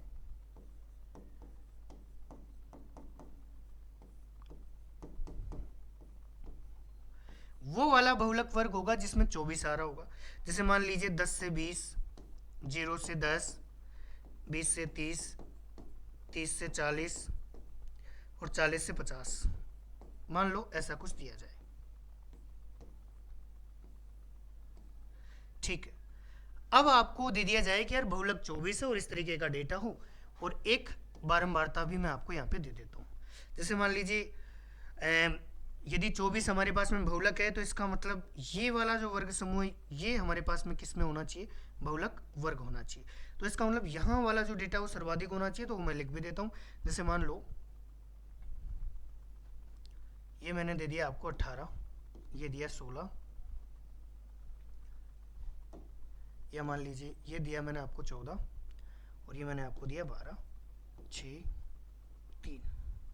मान लो इस तरीके से एक क्वेश्चन मैंने आपको दिया जिसमें आपको बहुलक दे रखा है, ठीक है। तो जैसे ही कभी बहुलक आपको दिया जाए, आपको बहुलक वर्ग निकालना है। बहुलक वर्ग का कैसे पता चलेगा कि यार 24 किस बहुलक वर्ग में आ रहा है। आप देखेंगे कि सर 24 10 से 20 के बीच में नहीं आ रहा है, लेकिन 20 से 30 के बीच में आ रहा है, इसीलिए 20 से 30 ही क्या हो जाएगा, बहुलक वर्ग हो जाएगा, है या ना। तो आपको सबसे पहले बहुलक वर्ग ढूंढना है, ठीक है। लेकिन यदि वो आपको बहुलक देगा, तो बहुलक देगा तो डेफिनेटली फिर 1 2 3 इन 3 बारंबारताओं में से एक बारंबारता वो मिस करके देगा। जैसे अपन मान लीजिए ये वाली बारंबारता 12 अभी तो अपने को मालूम है, इसको अपन मिस कर देते हैं, हटा देते हैं, और इसकी जगह बोल देता है f कि यार f का वैल्यू बताओ, कि ये जो लुप्त बारंबारता है इसकी वैल्यू बताओ क्या होगी, ठीक है। तो ऐसे केसेस में आपको क्या करना है, वैसे तो प्रश्न होना चाहिए था, लेकिन वैसा हो सकता है कि भी अपन ने बहुत सारे प्रश्न डिलीट किए थे स्टार्टिंग में लेकर, तो शायद उनके साथ में उड़ गया होगा, हाँ या ना। तो चलिए, तो आपको वर्ग अंतराल उठाना है जो कि कितना दिया है 20 से 30, और बहुलक कितना दे रखा है 24। तो आपको इनके बीच का गैप और इनके बीच का गैप जो है वो ढूंढना है। बताओ 24 में से 20 गया 4, 30 में से 24 गया 6, यानी कितना रेशियो बन रहा है ये 2:3। अरे कितना अनुपात बन रहा है 2:3। तो ध्यान दीजिए इसके और इसके बीच का जो अंतर है वो भी 2:3 में होना चाहिए। सर 18 और 14 का अंतर तो 4 है, कितना है 4। इसका मतलब ये जो हमारे पास में बारंबारता है, मतलब ये जो पहले वाला जो अंतर हमारे पास में है वो पहले वाली वैल्यू के बराबर होता है, यानी 2 यूनिट के बराबर होता है। आप चाहो तो इसको काटो तो ठीक, नहीं काटो तो ठीक। आप चाहो तो इस तरीके से भी आप कर सकते हो चीज़ों को कि सर यहाँ अंतर 6 का है, यहाँ 4 का है, और 4 यूनिट की वैल्यू यहाँ पे कितनी दे रखी है, 4। तो 1 यूनिट की वैल्यू कितनी आएगी, 1। तो बताओ 6 यूनिट की वैल्यू कितनी आनी चाहिए, 6 आनी चाहिए, हाँ या ना, क्योंकि 1 यूनिट की वैल्यू 1 आई, तो 6 यूनिट की वैल्यू 6 एकम 6। इसका मतलब ये है कि सर यहाँ जो अंतर होना चाहिए वो 6 का होना चाहिए, और अगर ये बहुलक वर्ग है तो इसकी बारंबारता सर्वाधिक होनी चाहिए, इसकी बारंबारता सर्वाधिक होनी चाहिए, इसका मतलब 18 ही सर्वाधिक होना चाहिए। इसका मतलब कहीं ये मत कर देना एफ निकालते समय 18 और से 24 कर दो, कहीं नहीं हो सकता, क्योंकि बहुलक वर्ग की ही बारंबारता सर्वाधिक होनी चाहिए, इसीलिए 18 माइनस 6 करना पड़ेगा आपको। तो ये जो लुप्त बारंबारता निकालनी कभी पड़ जाए, 18 में से 6 जाएगा, कितना बचा, 12 आंसर, और 12 ही लिखी थी मैंने यहाँ पे। तो इस तरीके से 12 हमारे पास में आंसर होगा, और आप चुटकियों में कर पाओगे। अगर आप इस तरीके को अपने माइंड में बिठाते हैं तो निश्चित तौर पर आप 2 से 3-4 सेकंड में ही आप बहुलक को उड़ा जाओगे। बाकी तो आपके पास में फॉर्मूला है ही, फॉर्मूले में रखो, चीज़ें कैलकुलेशन करो, समीकरण बनाओ और फिर हल करो, तो वो तो एक बात है ही। ठीक है, चलिए आइए अब कुछ एक ऐसे प्रश्न हैं जो थोड़े से मिसलेनियस है, मतलब आपके फर्स्ट ग्रेड में भी पूछे गए हैं और अदर एग्जाम में भी पूछे जा सकते हैं। जैसे ये वाला क्वेश्चन है, ये भी आपके फर्स्ट ग्रेड 2025 का ही प्रश्न है शायद, जहां तक मुझे याद है।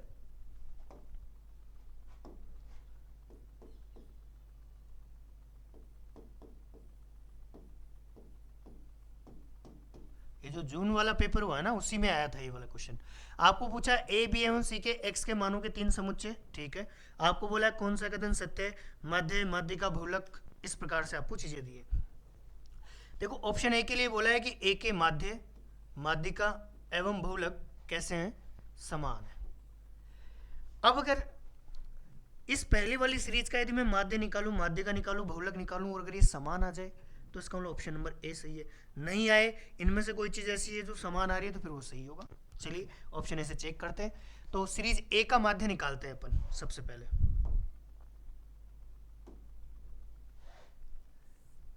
ठीक है, माध्य निकाल रहे हैं किसका, सीरीज ए का। माध्य बराबर होता है राशियों का योग बटे राशियों की संख्या। आप डेविएशन मेथड लगा सकते हो, लेकिन ये छोटा डेटा, यहाँ डेविएशन मेथड लगाने का कोई ज़्यादा फायदा होगा नहीं, तो सीधा करो। तो आप क्या करोगे, 3 2 5 और 3 8 और 1 9 और 7 16, 16 और 3 16 और 2 18 और 3 21 हो जाएगा। इसका मतलब सर राशियों का जोड़ तो आ रहा है 21। अच्छा कितनी राशियाँ हैं, 1 2 3 4 5 6 7।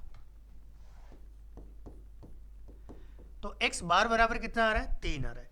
सर जो समुच्चय a है उसका माध्य आ रहा है हमारे पास में 3। अच्छा अब हमें इसकी माध्यिका निकालनी है, समुच्चय a की माध्यिका निकालनी। अच्छा माध्यिका का मतलब होता है बीच वाला नंबर, हाँ या ना।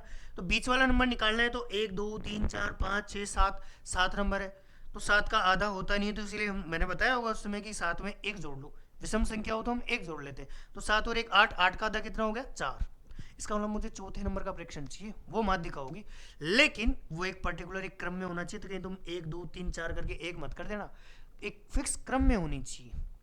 और ये आप लोगों की चीज़ें माध्य माध्यिका बहुलक एक साथ रिपीट हो जाए, इसी पॉइंट को ध्यान में रखते हुए ये प्रश्न मैंने लास्ट में लिया है, नहीं तो मैं चाहता तो बीच में कहीं भी ले लेता मैं। ठीक है, तो भाई यहाँ पर सर हमें चौथे नंबर का नंबर चाहिए, ठीक है, और प्रयास करते हैं कि अपन छोटे से बड़े की ओर चलते हैं। तो छोटा नंबर तो हटाते चलो, जैसे 1 हट गया, फिर उसके बाद में 2 2, ठीक है, तो 3 तो हमारे पास में छोटे नंबर हट चुके हैं। अब मुझे चौथा नंबर चाहिए, चौथा नंबर से 3 ही आएगा, आया ना। चाहे ये वाला 3 लो, चाहे ये वाला 3 लो, चाहे ये वाला 3 लो, कोई सा भी एक 3 लो, फोर्थ नंबर वही होगा, और जो फोर्थ नंबर होगा वही आपकी माध्यिका होगी। सर माध्य और माध्यिका तो यहाँ पर बराबर है, देख लेते हैं क्या बहुलक भी बराबर है। अगर है तो ऑप्शन नंबर ए सही, नहीं है तो फिर ऑप्शन नंबर ए सही नहीं होगा।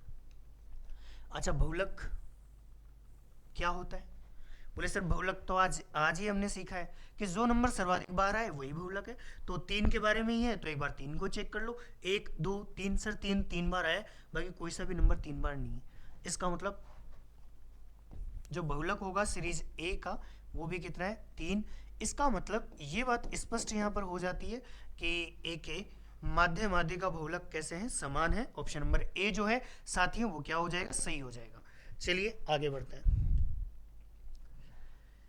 ठीक है, माध्यिका पूछिए। तो माध्यिका मैं आपको ऑलरेडी करा चुका हूँ, तो होमवर्क के तौर पर आप ये वाला प्रश्न है जो कि आप लोग करेंगे। हाँ जी, ये वाला क्वेश्चन भी चलो एक बार मैं ही बता देता हूँ आप लोगों को। देखो 4 इंटू क्या पूछा है, माध्य। तो माध्य होता है राशियों का योग बटे राशियों की संख्या। आइए इन सारी राशियों का जोड़ कर लेते हैं। 4 8 12 16, ठीक है। और 16 और 3 कितना हो जाएगा, 19 हो जाएगा। 19 और 3 कितना हो जाएगा, 22 हो जाएगा। 22 और 3 25, और 2 27, और 2 29, और 1 30। सर राशियों का जोड़ तो यहाँ पे आ रहा है 30। अच्छा, राशियों की संख्या कितनी है वो चीज़ भी हम देख लेते हैं। 1 2 3 4 5 6 7 8 9 10 संख्याएं। तो भाई 10 का क्या लगा दो, भाग लगा दो। तो माध्य कितना आया, 3। और सर 4 के साथ माध्य गुणा होना है, मतलब 3 प्लस 2 इंटू बहुलक। अच्छा, बहुलक का तो मतलब आप सीधा सीधा जानते हो कि यार जो नंबर सर्वाधिक बार आए वही बहुलक कहलाता है। अच्छा, सर्वाधिक बार आने वाला नंबर स्पष्ट तौर पर 4 नजर आ रहा है, तो 4 जो है वही बहुलक हो जाएगा, हाँ या ना। तो इसमें तो कोई बड़ी बात थी नहीं। -8 और इंटू में माध्यिका। अच्छा, माध्यिका का मतलब होता है मध्य वाला नंबर। तो आप पहले ये चेक कर लो कितने नंबर है, फिर देखते हैं। 1 2 3 4 5 6 7 8 9 10। सर 10 नंबर है, और जब संख्याएं सम होती हो ऐसे केसेस में हम आधा करते हैं। आधा करने के बाद में जो नंबर मिलता है वो और अगले वाले नंबर के बीच की संख्या लेते हैं। तो सर 10 संख्याएं, तो इसका मतलब पांचवी और छठी संख्या हमें चाहिए, है या ना। तो 1 2 3 4 5, पांचवी और छठी संख्या, इन दोनों का औसत। सर 3 और 3 6 हो जाएगा, और 1 और 1 2 संख्या ली तो 2 का भाग लगाओ, कितना आ रहा है भाई, 3। चलिए कैलकुलेशन करते हैं, बेसिक सी कैलकुलेशन है। देखो 4 तिये 12, 4 दूनी 8, 12 और 8 कितना हो जाएगा, 20 हो जाएगा, हाँ या ना। और इसमें से 8 तिया 24 माइनस करना है। तो 20 में से 24 माइनस करना है, तो क्या माइनस का 4 आ जाएगा क्या। तो माइनस का 4 ही हमारे पास में क्या हो जाना चाहिए, आंसर। दो ऑप्शन है, 4 और 4 दे रखा है, तो एक को पर माइनस का बना लेते हैं किसी को भी। तो ऑप्शन नंबर ए क्या हो जाएगा, सही हो जाएगा। क्योंकि दो ऑप्शन 4 और 4 तो नहीं हो सकते ना। तो थोड़ी सी यहाँ पे टाइपिंग एरर है, कोई ना, हो जाता है। चलिए अगला क्वेश्चन देखो। एक सममित बंटन के लिए बहुलक माइनस माध्य का बराबर क्या होगा। देखो यार, सममित बंटन क्या होता है, एक बार पहले भी बीच में मैंने डिस्कस किया था। सममित बंटन वो होता है जहां पर माध्य बराबर होता है माध्यिका, बराबर होता है बहुलक, ठीक है। जैसे कि आप अभी थोड़ी देर पहले एक प्रश्न करके आए हो, ये वाला प्रश्न। यहाँ पर ये जो सीरीज ए है वो एक सममित बंटन है। क्यों है, क्योंकि यहाँ माध्य, माध्यिका और बहुलक तीनों ही चीजें क्या है, समान है। और यदि तीनों चीजें आपके पास में समान है तो ऐसी श्रेणी क्या कहलाती है, सममित बंटन कहलाता है, ठीक है। चलिए, तो बोले सर माध्य, माध्यिका और बहुलक सब कुछ समान हो, और हमें बहुलक माइनस क्या निकालना है, माध्यिका निकालना है। इसका मतलब आप मुझे बताओ, बहुलक में से आप माध्यिका घटाओगे, और जबकि ये दोनों ही बराबर हैं, ठीक है, तो आपको नहीं लगता बहुलक माइनस माध्यिका, और माध्यिका की वैल्यू भी कितने चिपका सकते हो, बहुलक। तो बहुलक से बहुलक कटेगा और 0 नहीं आ जाएगा, ठीक है। तो इसका मतलब कौन सा ऑप्शन सही हो जाएगा, ऑप्शन नंबर डी है वो सही हो जाएगा आपके पास में, ठीक है। तो इस तरीके से यदि सममित बंटन से भी आपके पास में प्रश्न रहे तो आप कर सकते हो। बाकी सममित और असममित के बारे में जानकारी ऐसा हो सकता है कि जब अपन डेटा वाला पोर्शन पढ़ेंगे, अब इसके बाद में डेटा वाले पोर्शन ही बचा हुआ है, तो वही अब अपन करने वाले। यहाँ तक का जितना मैटर है, जनरल कंपटीशन की तैयारी करने वाला कोई भी छात्र पढ़ सकता है, क्योंकि ये बेसिक है। वीडियो, एलडीसी, सीईटी, पटवार, जिस भी एग्जामिनेशन की आप तैयारी कर रहे हो, जहां जहां स्टैटिस्टिक्स आता है, उन तमाम जगह पर या वो तमाम स्टूडेंट इन लेक्चर्स को देख सकते हैं। यानी कि जो 1 से लेकर 10 तक के लेक्चर आज हमने डाले, अब तक हम डाल चुके हैं, इन 10 लेक्चर्स को आप लोग जो है देख सकते हो। आपका स्टैटिस्टिक्स से कोई प्रश्न बाहर नहीं जाएगा। आपको यूनिक मेथड मिलेंगे, यूनिक चीज़ें आपको मिलेंगी, और किस तरीके से हम मैथ को इजी कर सकते हैं और चीज़ों को जल्दी कर सकते हैं, ये बात भी आप लोगों को जानने को मिल रही होगी, ठीक है साथियों। चलिए, तो फिर आज के लिए इस वीडियो में हम इतना ही रखते हैं। मिलते हैं फिर अगले वीडियो में, और जो साथी फर्स्ट ग्रेड वाले हैं वो थोड़ा और इंतज़ार करो, 1 या 2 वीडियो में उनका डेटा वाला पोर्शन है वो भी हम कवर कर लेंगे। तो आपको 1 या 2 वीडियो का और आपको थोड़ा इंतज़ार करना पड़ेगा। बाकी के जो जनरल कंपटीशन की जो लोग तैयारी कर रहे हैं वो इतना पढ़ सकते हैं, लेकिन कुछ ऐसे एग्जाम जैसे रेलवे हुआ, एसएससी हुआ, वीडियो हुआ, एलडीसी हुआ, उनमें माध्य विचलन, मानक विचलन, प्रसरण वगैरह ये भी पूछा जाता है। ठीक है, कुछ में प्रसरण, मानक विचलन ये पूछा जाता है, कुछ जगह पर केवल माध्य विचलन पूछा जाता है। तो ये चीज़ें मैं एक्स्ट्रा लूँगा, अलग लूँगा इनका वीडियो। ठीक है, तो यहाँ तक की वीडियोज़ आप देखिए, तब तक के लिए आप लोगों को धन्यवाद। ठीक है, टेक केयर।